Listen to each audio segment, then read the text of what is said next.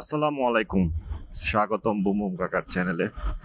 অনেক দিন পর আবার নতুন একটা ব্লগ ভিডিও নিয়ে হাজির হয়ে গেছি আমি আপনাদের নমি কাকা। আর এতদিন আসলে ব্লগ করা হয়নি, তার রিজনগুলোর মধ্যে একটা রিজন ছিল হচ্ছে ঈদ গেছে। ঈদে একটু ছুটি কাটাইছি, ঘুরছি ফিরছি, খাইছি দাইছি, আনন্দ করছি, ফ্রেন্ড সার্কেলের সাথে দেখা হয়েছে, পরিবারের সাথে সময় দিছি। আর সেকেন্ড যে বড় রিজনটা সেটা হচ্ছে এই যে গরম, এমন গরম ভাই রে ভাই, যে গরমটা পড়ছে এই গরমে আসলে ব্লগ করার মতো সাহসও পাই না। আর কি বলবো, দিনের বেলা বের হলে দেখা গেছে ছোট যে হেলমেট গুলো আছে, হাফ ভাইজার বা হাফ ফেস হেলমেট যেগুলো আছে এগুলো ইউজ করা হয়, বড় হেলমেটটা ইউজ করি না। তো আজকে মূলত আসছি হচ্ছে যে 300 ফিটের এই পাশে একটা কাজ ছিল, কাজটা শেষ করে ভাবলাম যে অনেকদিন ব্লগ করা হচ্ছে না, আর আজকে একটু বড় হেলমেটটা নিয়ে বেরিয়েছি, ফুল ফেস হেলমেট যেটা মাউন্ট লাগানো এটাতে। তো ভাবলাম যে একটু ব্লগ করি, অনেকদিন আপনাদের সাথে কোনো কথা হচ্ছে না, যোগাযোগ হচ্ছে না। যাক, তারপর কেমন আছেন, কি অবস্থা সবার? আলহামদুলিল্লাহ, আমি আপনাদের দোয়ায় ভালো আছি। এইসব আজের ইন্ট্রো বাদ দিই।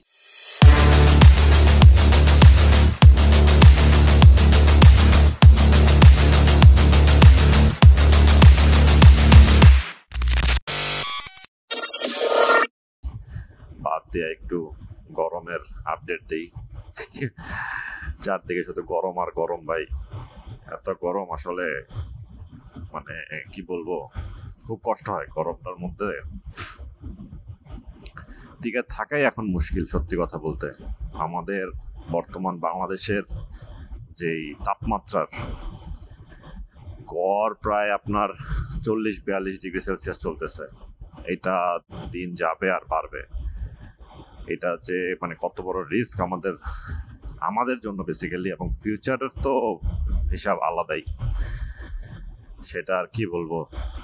এই পাশগুলো তো আসলে একটু ভালো লাগে, একটু সবুজ টবুজ আছে, বাট ঢাকার আশেপাশের যে এলাকাগুলা রং সাইড মারতেছে ভাই। কেন? যাক, এদিকে রিক্সা প্রবেশ নিষেধ এইসব রাস্তায়, আমি এই লেনটা দিয়েই যাই আজকে। তো যাক, বলতেছিলাম হচ্ছে প্রচন্ড গরম। তো গরমের মধ্যে আসলে টিকে থাকাটাই আরো একটা রং সাইড। টিকে থাকাটাই আসলে একটু দুষ্কর। তো এর মধ্যে একটা ঘটনা আছে মজার, সেটা হচ্ছে গত 2-1 দিন আগে আমার এলাকার পাশের এলাকায় আমার এক পরিচিত রাত্রেবেলা ফোনে কথা হচ্ছে।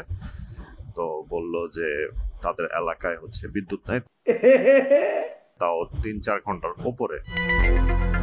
আমি জানতে চাইলাম যে কি ব্যাপার, 3-4 ঘন্টার মতো বিদ্যুৎ নাই এখন, তাহলে কিভাবে, কি রাত্রে কখন আসবে, কি কোনো আপডেট জানি কিনা। তো বললো যে তারা বিদ্যুৎ অফিসের সাথে যোগাযোগ করছে।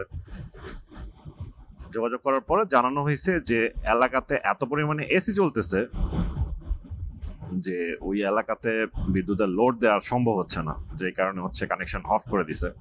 এখন উপায় হচ্ছে যে রাত্রেবেলা যদি বিদ্যুৎ দেওয়া হয়, তাহলে যাদের যাদের বাসায় এসি আছে প্রত্যেকে যেন এসিটা অফ রাখে। তাহলে সরি তাহলে অন্তত এলাকার মধ্যে যারা আছে তারা ফ্যান ট্যান চালায় ঘুমাইতে পারবে অ্যাটলিস্ট।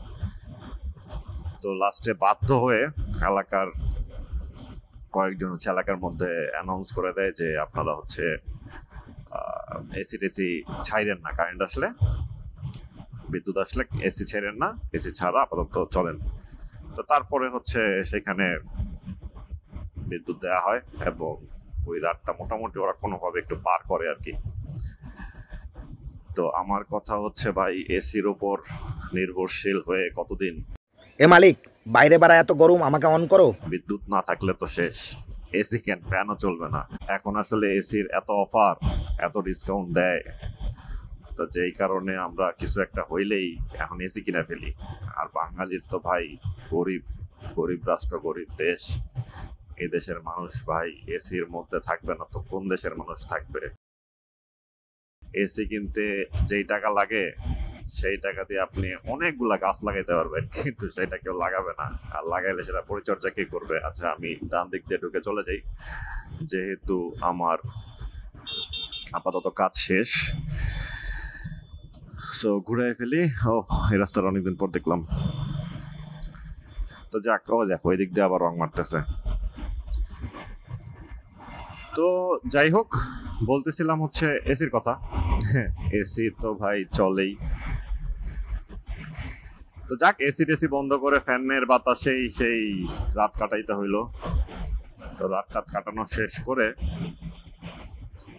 করতে মনে পড়লো, মানে মনে হলো আর কি, দেখেন কি সুন্দর, দেখছেন কত খালি জায়গা, অল্প কয়েকটা গাছ, এবং এই গাছগুলো কিছুদিন পর কেটে ফেলা হবে, কারণ এইখানে সেট করা হবে অ্যাপার্টমেন্ট বিল্ডিং, এবং সেই বিল্ডিং এ লাগানো হবে এসি।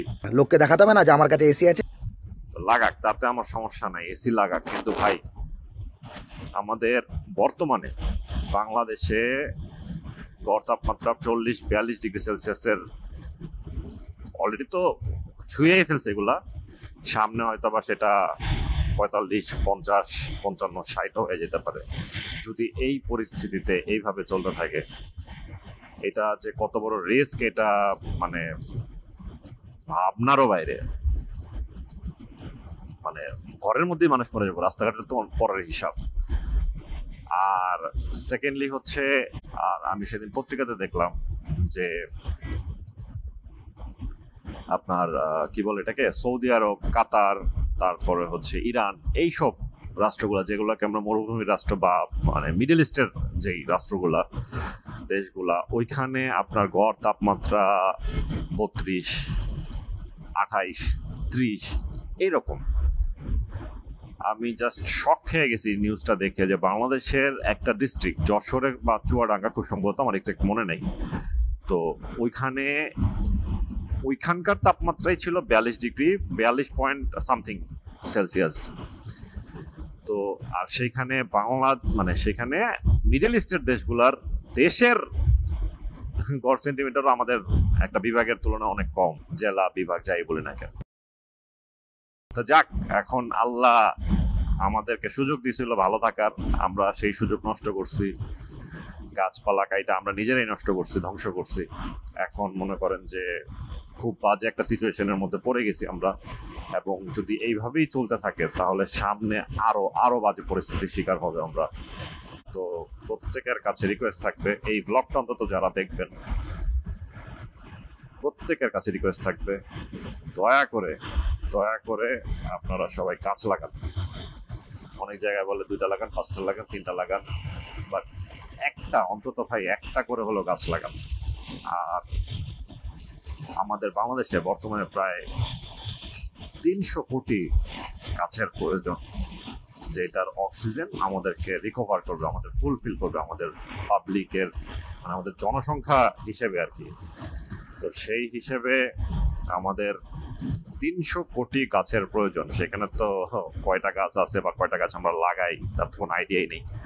তবে ভাই গাছ লাগানো উচিত, বাসার ছাদে, আঙিনায়, খোলা জায়গায়, রাস্তার ধারে, মানে যেখানে আপনার সুবিধা। জীবন বাঁচানো ভাই ফরজ। জীবন বাঁচাইতে হইলে যেমন পানি খাওয়া লাগে, তেমন অক্সিজেনও লাগে।